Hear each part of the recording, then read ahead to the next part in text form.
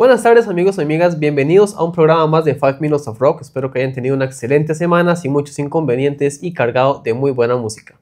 Recuerden que si aún no nos siguen pueden hacerlo en las diferentes redes sociales que estarán apareciendo acá abajo en pantalla. Antes de arrancar con la entrevista de hoy, vamos a repasar lo que son los patrocinadores y agradecerles totalmente por su apoyo. Negrura Store, tienda virtual donde podrás encontrar chemas de tus bandas favoritas, artículos en resina y metal, libros, stickers y muchas cosas más, especialmente de rock, metal, cine de culto, entre muchas otras cosas. Encontrarlos en Facebook e Instagram como Negrura Store y pregunta por los diferentes catálogos. Huevo Endiablado, las chileras de la escena metal nacional, las mejores salsas naturales y picantes caseras del país. Pueden encontrarlos en Facebook e Instagram como Huevo Endiablado. Contáctelos y encarguen las chileras de su preferencia. Si buscas grabar, mezclar y masterizar tus producciones musicales, Cadenza Studio es tu lugar. Cuentan con equipo de alta gama, estudio acústicamente tratado, profesionales con trayectoria, además de un ambiente creativo y profesional. Cadenza Studio es donde tenés que grabar. Ubicados en la colina de Curridabat, encontrarlos en Instagram y Facebook como Cadenza Studio y agenda tu espacio. Bien, como invitado de esta semana contamos con el vocalista y guitarro de una de las bandas más icónicas, si se quiere, y por qué no una de las más importantes a nivel de la escena actual del metal tico. Hoy tenemos el placer de estar con Max Gutiérrez, vocal, guitarrista y productor de un montón de cosas más relacionadas de Advent of Bedlam. ¿Cómo está mi hermano? Por allá, muchas gracias a vos por permitirme estar acá, la verdad todo un honor y muy contento de poder hablar un poco sobre la banda también. No, un placer, gracias a vos por estar acá, mae. Antes de arrancar con Advent, contanos un poco para los que no conocen tanto esta parte, ¿quién es Max Gutiérrez? ¿A qué te dedicas? ¿Tienes algún hobby? ¿Quién es Max detrás de Advent? Bueno, Max es una persona tranquila, realmente me gusta mucho realmente la música, creo que por eso estoy no tan metido en las diferentes cosillas que a lo largo del tiempo pues se han ido haciendo. Aparte de eso, pues eso, me gusta producir bandas, me gusta el tema de la gestión de las bandas también. Actualmente soy project manager, pues, bueno, tengo ya ratillo de hacerlo, entonces esa es mi parte, digamos, profesional. También, bueno, estudié sistemas, entonces también vengo como de una escuela más técnica ahí. Ha habido una evolución que creo que ha sido importante el tema de Cavan Studio, que también es ese lugar donde también he estado alguna que otra orilla trabajando. Bueno, Cavan ya tiene 16 años y en algún momento pues sí una transición que hice para dedicarme, digamos, a lo full a Cavan. Entonces esa parte también creo que me marcó mucho porque me permitió entender la gestión de las personas en distintas capas. Y eso creo que durante la pandemia, que creo que fue un momento pues muy complejo, ¿verdad? Para muchas personas, para todos diría yo, también tocó vivir un cambio también radical en mi vida por una serie de cosas que estaban pasando, que no estaban bien, incluyendo pues el ideal de dedicarme a Cavan, pero la situación que estaba ocurriendo a nivel mundial y bueno, en Heredia, por ejemplo, que estuvo cerrado casi 9 meses, ¿verdad? Entonces todo eso pues tiene un impacto en la casa, en las finanzas, ¿verdad? En un montón de cosas y eso pues me empujó a aceptar la derrota y volver a buscar trabajo de oficina, pero la verdad es que ha sido un cambio para bien, me siento muy contento donde trabajo ahora.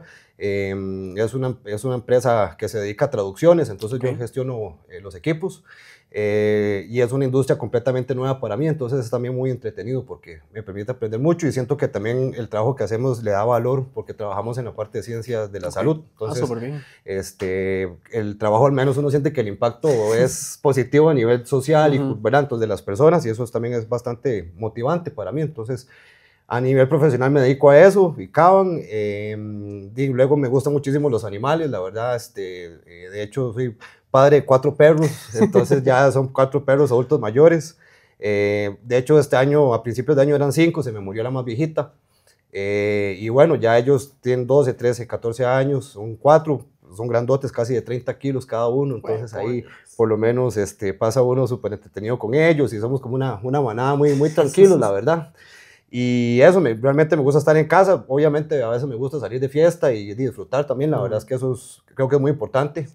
Sin embargo, pues me he vuelto muy casero, entonces también paso mucho en la casa, me gusta escuchar música, me gusta leer, Y ha sido también un proceso muy, muy bonito porque hace unos años me fui a vivir a la montaña, entonces también ha sido como una parte ahí bastante interesante de uno, de aprender a conocerse uno mismo también. Entonces ahí puedo aprovechar para salir a caminar por las montañas y se mete uno ahí por San Rafa y alrededores, entonces la verdad es muy bonito, no me puedo quejar, y no, eso es un poco de lo que hacía Max afuera de la banda. Más súper bien, ¿no? De hecho, bastante interesante, la verdad, porque lo que uno, yo lo asocio de esta forma, lo que uno ve en tarima casi siempre es como el contraste opuesto a lo que son fuera de la banda. Entonces es curioso porque sí, de estar tocando esos riffs, estar dándole a la cantada y ver tan tranquilo a Max ya metido en la montaña. es el alter ego ahí. Sí. De hecho, esos stories, porque justamente parte del proceso, creo yo, creativo y artístico de lo que ha sido la banda, ahora la música en general, ha sido entender eso, que uno, el espacio de la tarima se puede considerar un espacio casi que sagrado, o sea, entender, tener la oportunidad de hacer una tarima, lo que implica, ¿verdad? La atención de las personas, entonces, ¿qué estás haciendo vos? ¿Qué mensaje transmitís? ¿Qué imagen transmitís? ¿Verdad? Al final de cuentas, llega un momento que te preguntas, ¿por qué está uno haciendo esto? ¿Verdad? Entonces, creo que esa parte que comentaste es también un poco eso, ha sido un proceso de aprender uno a mostrar esa faceta a nivel de tarima. Y yo creo que algunas personas nacen con ello, otros tenemos que trabajarlo, entonces ahí vamos aprendiendo, pero la verdad es que eso también es bastante tuanis irlo descubriendo. Bueno, eso es lo importante, es parte de la aventura, descubriéndose también el Max en tarima y el Max fuera de tarima. Es como ir complementándolo un poquito. Ahí vamos. Ahí va el proceso, todo bien. Bueno, entrando lo que es un poco ya en materia con Advent. ¿Cómo inicia acá Advent? ¿Cómo fueron los primeros arranques? ¿Cómo fue, tal vez, no tanto el primer line-up, pero sí, cómo fueron esos primeros pasos de Advent en el Metal Tico, man? Claro, bueno, eso fue más o menos por ahí el 2009, que empezamos a tal vez a analizar lo que estaba pasando, lo que en su momento era December's Cold Winter, ¿verdad? Porque al final de cuentas Advent nace de las cenizas de December's. Con December's pues logramos hacer ciertas cosas, fue una etapa muy tuanis, pero también creo que fue esa evolución que yo creo que sí ha marcado mucho esa parte de las bandas en lo que es December's y Advent, digamos que sí ha sido una búsqueda de evolucionar, de no estancarnos, digamos, a nivel musical, o sea, creo que de alguna manera es como que el disco anterior sea ojalá más difícil de tocar, o sea, no tal vez complejo, pero sí más trabajado, más elaborado. Sentir esa evolución, ¿no? Y de alguna manera con December's, pues sí llegamos a un momento en el que se entendió que ya había mucho cambio de line-up, habíamos pasado a tocar black metal con teclados, a ya un death metal ya sin teclados, entonces habíamos cambiado la afinación, habíamos cambiado vocalista, entonces eran muchos cambios y entendimos que tal vez era momento de dejar ahí dormir al chiquito y buscar algo nuevo, ¿verdad? Entonces, también porque queríamos mucho, creíamos en ese momento que era el momento, que había llegado la hora de salir fuera de nuestras fronteras, de hacer una gira. Y eso también de alguna manera nos impulsó, creo yo, como buscar ese cambio, porque era también como los que decidimos dar el cambio, hicimos como un pacto de, ok, ahora somos una nueva banda, somos Advent y estamos comprometidos a irnos de gira. Ese era el objetivo. Entonces, teníamos ya el objetivo de grabar lo que era el Behold de aquellos. Y bueno, fue un proceso, incluso es curioso porque inicialmente la banda se iba a llamar Behold de aquellos.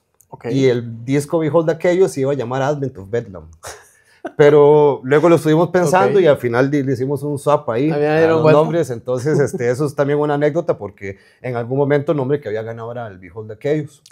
Y nada, pues esa transición ocurrió entre el 2009 y el 2010. La idea es que ya para el 2010 nos íbamos de gira para México, entonces ocupamos el disco y pues ahí ya, o sea, ese fue el inicio, digamos. Con la salida del Behold de aquellos, que también marca esa parte, o sea, que lo traíamos tal vez previo de December's, pero ya un enfoque mucho más, hágalo usted mismo, el do it yourself, ¿verdad? O sea, ahí como mono en ventolero nos agarramos nosotros de esa visión de hacer las cosas nosotros, de no depender de nadie, de tocar lo que nos gustaba. Por supuesto, ahí un baluarte es Caban, porque Caban es el lugar que nos permitió hacer ese montón de cosas, experimentar, probar, Hemos hecho tanto en Caban que realmente ha sido una escuela, pienso yo. Incluso para el Behold de aquellos, recuerdo que que fue tal vez una de las cosas primeras que hicimos en Caban fue invitar a las personas que quisieran grabar coros para una canción, que se acercaron un día. Y de ahí se salió control. Ese día en el parqueo habían más de 100 personas. Ese día grabamos más de 88 personas haciendo coros. Entonces, y todos reunidos en Caban. Entonces también fue como el inicio, ¿verdad? Fue como paralelo Admin con Caban. Y eso, o sea, logramos irnos de gira a México. Luego, bueno, ahí pasaron también anécdotas. Tenemos tiempo así, porque si no yo me quedo hablando mucho, ¿verdad? Ahí vamos bien, sí. No, porque para contarte nada más esa, no sé si todo el mundo lo sabe, pero cuando nos vamos a México, o sea, todo el esfuerzo que se hace el disco, teníamos, creo que eran casi 15 fechas o 16 fechas en México. A la sexta fecha nos quedamos sin baterista, porque dice, o sea, se devolvió para Costa Rica, no aguantó la volada de rueda y digamos el contexto, o sea, como se da una gira, porque al final de cuentas, son cosas que nadie le explican a uno, o sea, hay que irlo a vivir. Hay que ir a ver cómo nos va. No hay una universidad, una escuela, un curso online que te explique cómo es irte de gira, y ahí aprendimos desde dormir en el suelo, en casas de promotores, hasta ahí dormir en hostales y comer en los desayunos de las abuelitas, hasta comer en sodas y en restaurantes. Entonces el proceso fue súper tuanis. Pero sí marcó, digamos, negativamente eso y lo que implicó, ¿verdad? Porque claro, luego fue cancelar un montón de fechas estando en México. Entonces fue muy duro ese capítulo ahí, pero también nos marcó de ahí. Fue una cicatriz más ahí. Se aprendió, sí, por supuesto. Claro.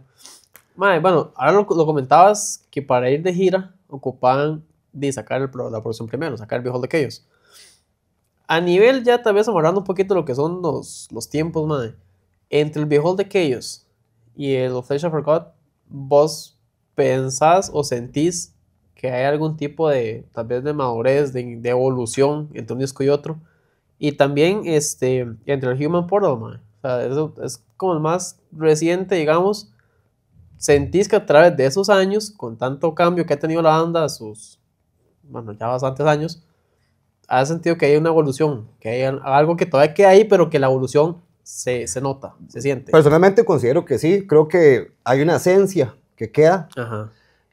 Sin embargo, sí hay una evolución grandísima y que ha sido... Hay una parte intencional y una parte, creo yo, que ha sido subconsciente. La intencional era alejarnos, en el proceso ha sido alejarnos completamente de la etiqueta de death melódico. O sea, entendemos que el Behold de aquellos tiene esa faceta muy marcada, con ciertos riffs un poco más agresivos. La intención en el Flesh era justamente empezar a dejar por fuera esa parte, digamos, melódica. Entonces pienso que tal vez el Flesh es más crudo, es más agresivo, más cortante. Es como más pesado. Más pesado, pero todavía tiene esos matices melódicos. Sí, tiene como ese refresh entre cancioncitas y esos riffs que ahí van.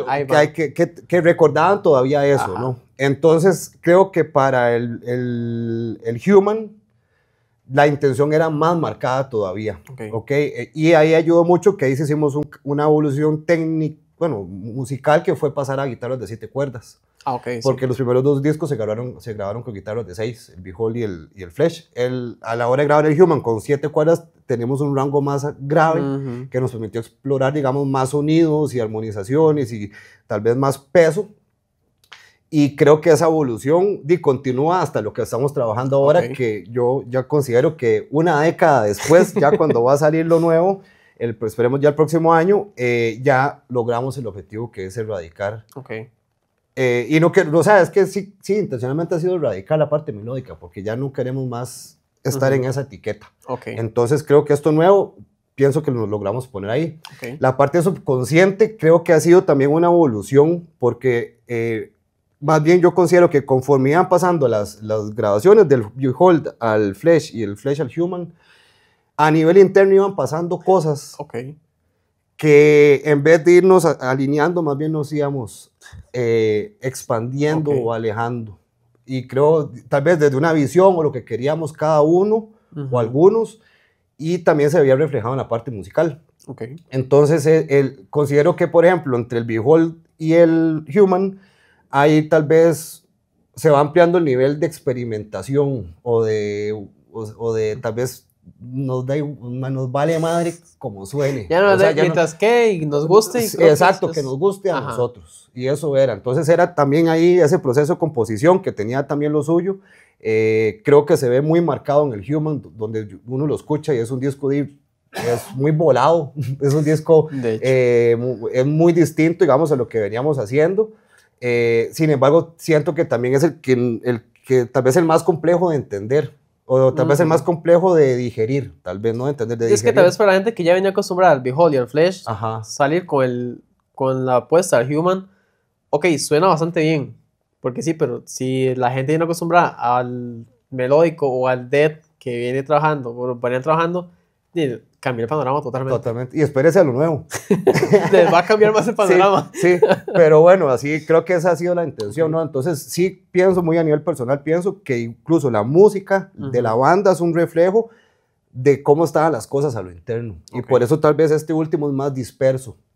El Human es mucho más disperso, creo que el Behold es más focalizado y el Flesh podría ser en este momento tal vez como el donde conseguimos al menos dar sostener ese feeling, ¿verdad? Esa línea que une todos los discos, pero alejándonos un poquito ya de lo, o volviéndonos un poco más agresivos. Tal vez, es como el chiquito malcriado todavía. Más malcriado. Es como el chiquito malcriado, exactamente. Sí. Hasta que salga el otro.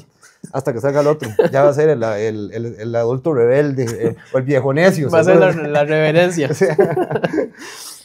Bueno, otra de las cosas que también, bueno, a las bandas que yo he considerado con su trayectoria, con su historia también, es este tema que lo mencionabas también al principio, más las giras, salir del país. En lo personal, si bien es cierto, lo que produce la banda es la huella de ellos, también lo que hacen afuera, o logran conseguir afuera, mejor dicho, también es parte de esa construcción de la banda. Bueno, en el caso ya contabas más o menos la primera experiencia yendo a gira a México, ¿cómo sucedió?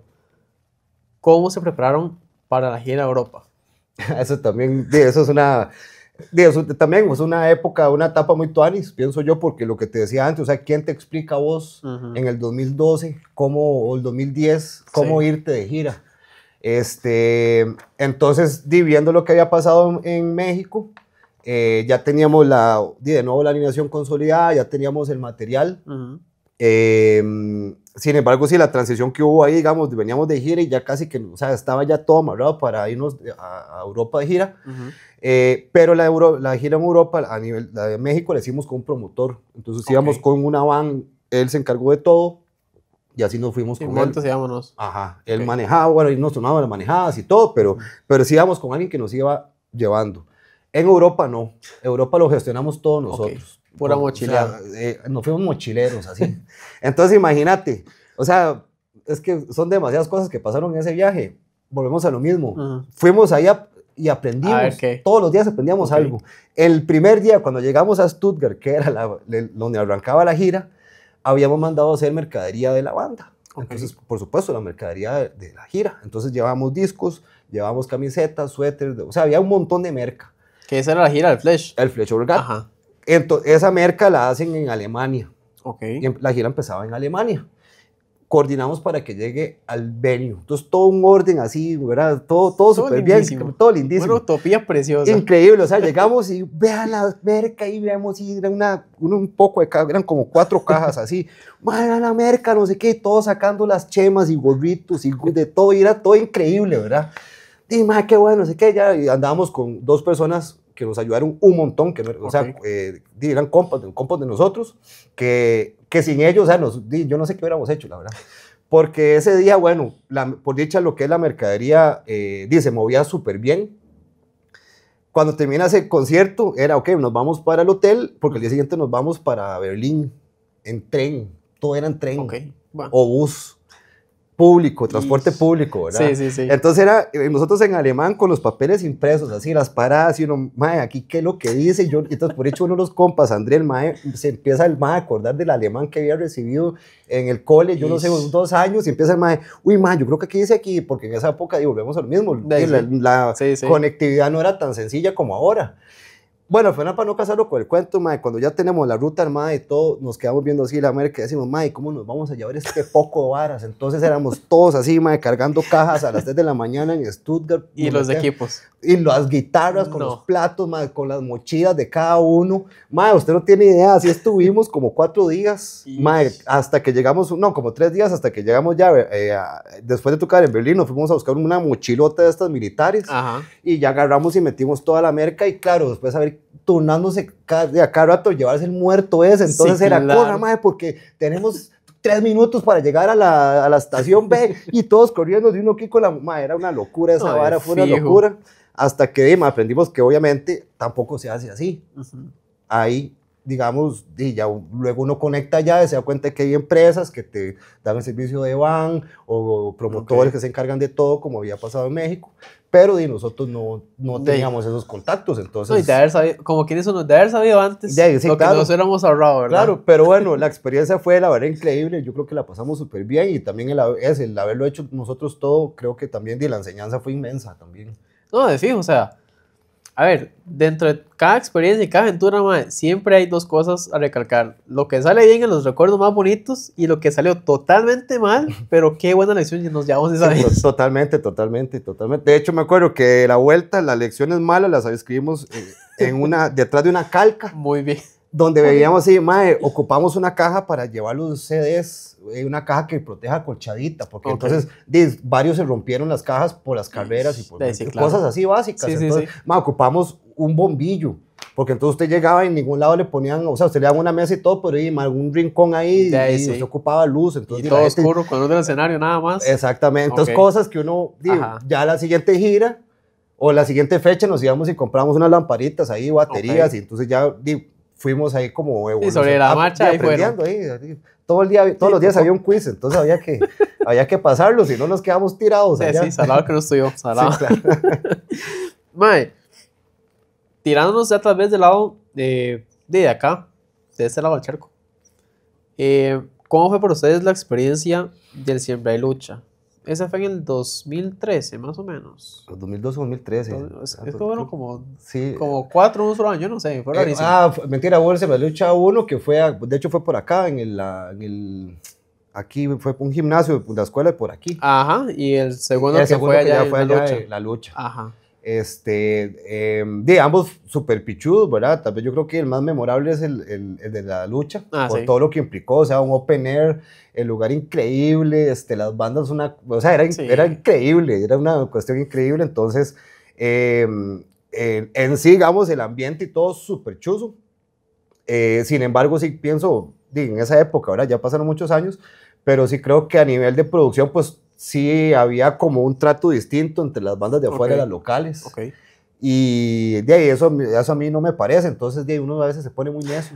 Y entonces sí hubo como ciertos roces por cositas, digamos, no es que ni siquiera era con Advent, sino que era con las bandas locales, o sea, era una banda que nos cortaban tiempos, que no sé qué. Sí, entonces, la productora local, digamos. Es que ni siquiera era un manager que había ahí de una de las bandas que venía afuera ahí. Entonces, también fue una experiencia, obviamente, porque también uno se daba cuenta de que todavía los promotores sí veían como a las bandas o a la escena local la veían como por debajo del hombro, a pesar de que, o sea, uno ve, en esa época ya había un montón de bandas súper buenas. Sí, de hecho. O sea, es que la escena de Costa Rica siempre ha tenido muy buenas bandas. Sí, ya para esa época habían bandas con bastante trayectoria.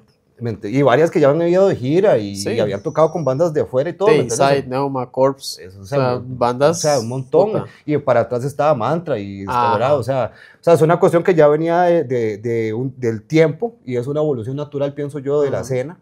De que vayan bandas surgiendo y que empiecen eso, a ir a tocar afuera, ¿verdad? Porque al final creo que incluso la escena nuestra es muy rica en ese aspecto. Tenemos un espectro muy amplio de subgéneros y de cosas, ¿verdad? Entonces, de esa parte, digamos, de este lado del charco, creo que así ha sido también bueno, pienso yo, ver esa evolución, porque hoy en día ya uno ve, digamos, las productoras locales, o sea, usted llega y por ejemplo, el Blasfemia Fest es un excelente ejemplo. Sí. Digamos, usted llega y tome, que hay botellas de agua, hay comida, hay frutas en el backstage, se cuida los detalles, ¿no? Entonces, sí, eso uno lo va viendo, por ejemplo, el Santos Rock también, que es un festival increíble, cierto, y la productora increíble, y esa gente la ha pulseado un montón, y uno sabe, digamos, uno le han contado las historias de ellos, y uno ve las ganas con las que hacen el evento, ¿verdad? Entonces, esa parte del respeto al músico, a la escena per se, porque al final de cuentas, o sea, es una retroalimentación, ¿no? O sea, el músico no es nadie sin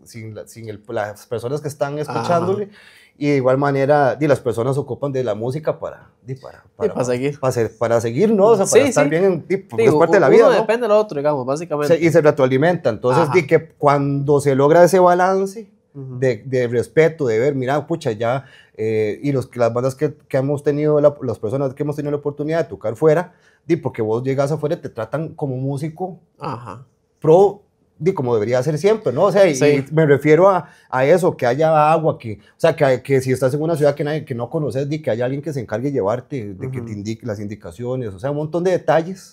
Sí, que ya uno ve que la escena se va profesionalizando en ciertas áreas y ciertas productoras ya tienen esa capacidad de dar un trato igual y que ya no hay diferencia entre una banda de afuera y una local. Sí, exactamente. ¿Verdad? Entonces creo que eso también ha sido bonito irlo viendo que sí hay como esa conciencia de la importancia de esa igualdad, ¿no? O sea, porque realmente incluso, o sea, muchas veces yo he visto bandas locales que la propuesta es mejor que una banda o 2 o 3 de afuera. Entonces, totalmente, sí. Que eso es curioso, digamos, con lo que salió esta noticia de que no escuchamos música nacional aquí en Spotify. Bueno, perdón, esta estadística de Spotify, que Costa Rica no tenemos esa cultura de escuchar música, ¿verdad? Entonces, música local. Sí. Entonces, también eso dice mucho, ¿verdad? Porque no es una cuestión que se vaya a poder cambiar de un día para otro. Sí, no, totalmente. Eso claramente va a tomar su tiempo y su cambio de chip cultural, porque eso es un cambio generacional bastante grande que suceda, pero... Es un cambio generacional. Sí, si uno no sé por dónde, totalmente, tampoco hay quien les marque como ese camino. Madre, tienes esta banda, tienes este género, tienes este... Madre, mira, es que no saben... Ya fueron de gira, ya fueron a Colombia, fueron a México, fueron a Europa, ya salieron del país, no tiene excusa como para decir, es una banda mala. Si no la ha escuchado, es la única forma de decir, si no le gusta, perfecto, no hay bronca. Pero darle la oportunidad. Exacto, darle chance. Claro. Rápidamente, Max, a nivel nacional, tal vez de este tiempo para acá, desde el Reborn que tuvo Advent, ¿cuál ha sido el concierto que más has disfrutado ahorita de esta nueva etapa de Advent? Diría que el de Caban, la sesión de Caban. Ok. Porque era el concepto que teníamos claro que iba a pasar cuando estuviésemos listos. Okay. Y para estar listos requerimos de muchos ensayos, de mucha práctica, un montón de cosas, muchos años ahí, de costar levantarse, ¿verdad? Entonces, ese concierto creo que fue, hasta el momento, creo que ha sido el más importante para mí en esta nueva etapa. Digamos, al menos siendo yo el vocalista y guitarrista. Por eso, porque implicó ya como salir de las tinieblas y ya decir, ya estamos de vuelta al fin, ya, pero poderlo hacer en casa. Y creo que eso nos ayudó muchísimo, porque también hay un tema ahí de, ¿verdad? Como sí, como agarrar confianza otra vez, claro, y desenvolverse. Y digamos, habían cosas técnicas que han cambiado, ¿verdad? Entonces también era como el poder hacerlo en casa, era más sencillo. Sí, tal vez como con menos presión de que algo salga mal, que sea fuera de sus manos. Era un ambiente controlado. Exactamente. Claro, entonces ese concierto, pienso yo que por el momento, ese está súper bien. Hablando brevemente también, de ese parón que tuvo Advent. ¿Qué pasó en ese parón? O sea, ¿por qué el parón de Advent, Básicamente porque llegó un momento en el que nos quedamos Bicho, el batero, Fabián y yo. La gente fue saliendo, veníamos ya de atrás. Es que si uno se pone a ver, imagínate, o sea, el Human Portal estaba listo desde hacía como el 2013 y salió hasta el 2018. Esta canción, la de Creatures of York, que sale en el 2016, que es un sencillo, ni siquiera existía cuando terminamos de grabar el Human. Lo que pasa es que hubo un proceso de búsqueda disquera que no fructificaba. Y también había esto que te comento yo, como que a lo interno empezaban a ver cosas que no estaban ya fluyendo. Okay.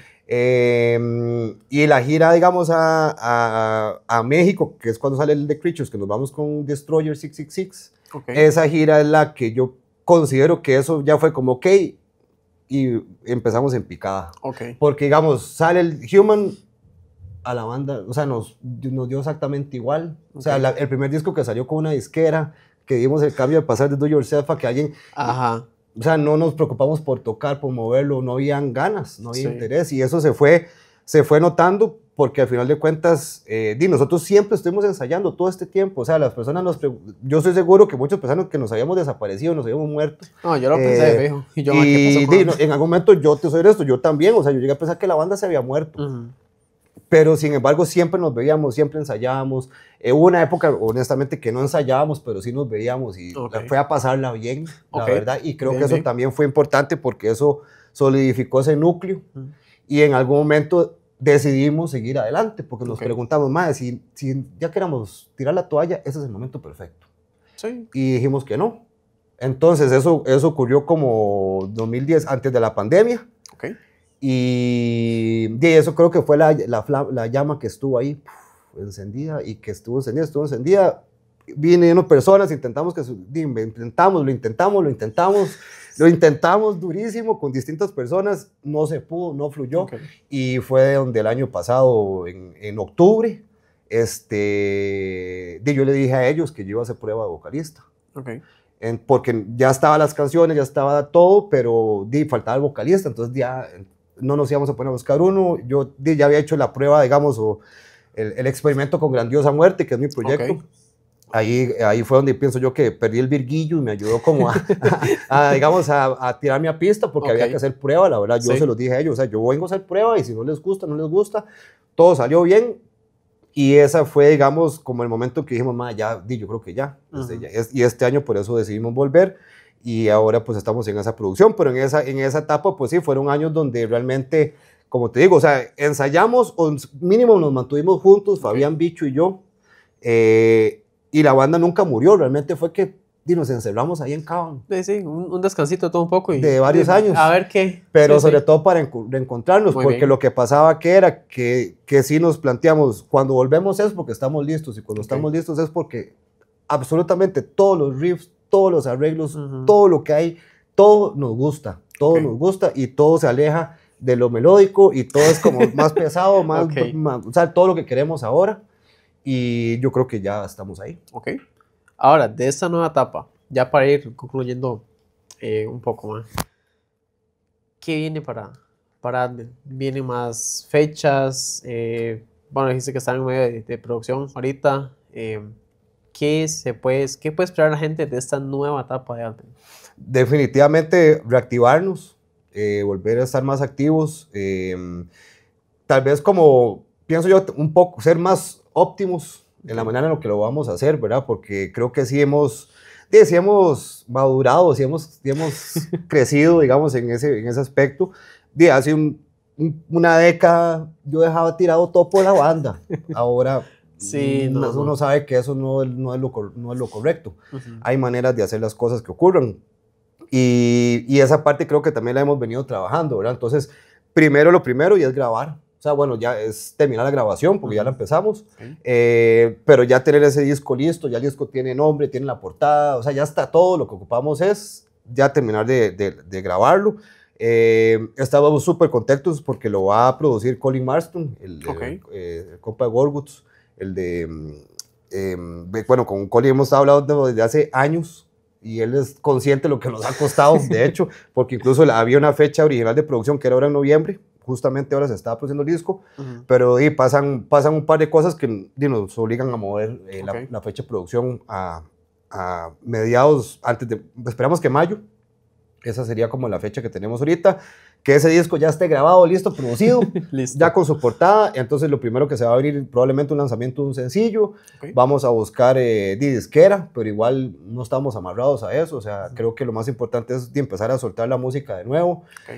También empezar a componer el material nuevo creo que es fundamental, porque este material que va a salir es un material que hemos venido trabajando muchos años, que ha evolucionado muchísimo, y ya ahora con este cambio y bueno, con esas cosas que están ocurriendo en este momento, esperamos también pues tener esa nueva energía para componer material nuevo.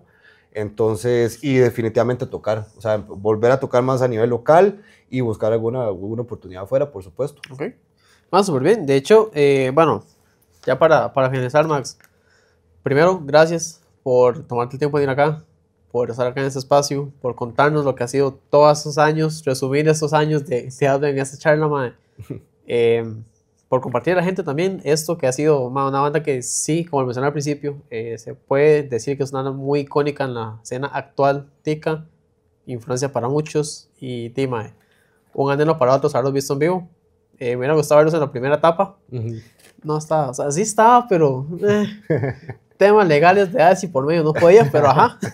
Está en espíritu ahí. Ajá, ahí estaba, ahí andaba. Pero sí, ya, digamos, ya podernos tener en tarima, podernos tener una banda activa que siempre me ha gustado. Y creo que no soy el único que piensa así. Lo he visto y lo he conversado con mucha gente en conciertos, por redes, con gente cercana. Muchos agradecen mucho la vuelta de Advent. Entonces, mae, a nombre de todos y personalmente mía, mae, gracias por traer a Advent de vuelta, por no dejarlo morir.